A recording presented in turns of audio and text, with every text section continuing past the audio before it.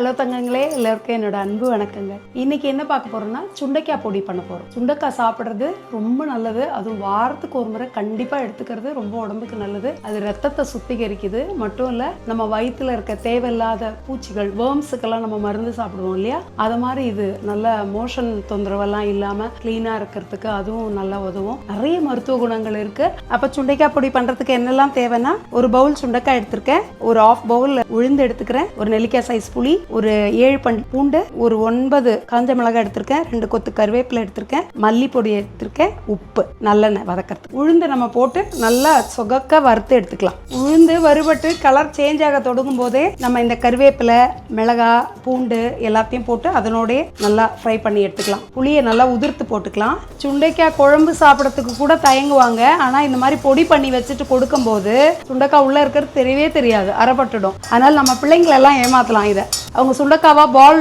மாதிரி இருக்கும்போது அதை தூக்கி போட்டுருவாங்க. இந்த பொடி பண்ணி வச்சு அவங்களுக்கு சாதத்தோட பிசைஞ்சு நம்ம ஆஸ் யூஷுவல் பண்ணுற குழம்போட இதையும் மிக்ஸ் பண்ணி சாப்பாடு ஊட்டி விட்டுலாம். அவங்களுக்கு பொன்னிறமாக ஆயிடுச்சு. அதுக்கு தேவையான உப்பையும் இதோடைய கல் உப்பு போட்டு வறுத்து எடுத்துக்கலாம். நம்ம இந்த சுண்டைக்காவை வேற ஒரு கடாயில் வதக்கி எடுத்துக்குவோம். 2 ஸ்பூன் நல்லெண்ணெய் ஊற்றிருக்கேன், அதில் இந்த சுண்டைக்காவை போட்டுக்கலாம்.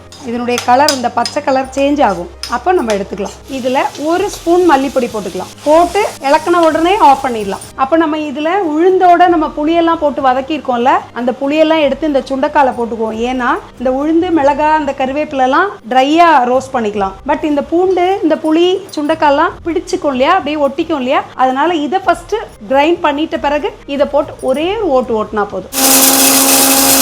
அப்போ நல்லா சூடாறிட்ட பிறகு நம்ம அதோட இதை சேர்த்துக்கலாம், சுண்டைக்காவை.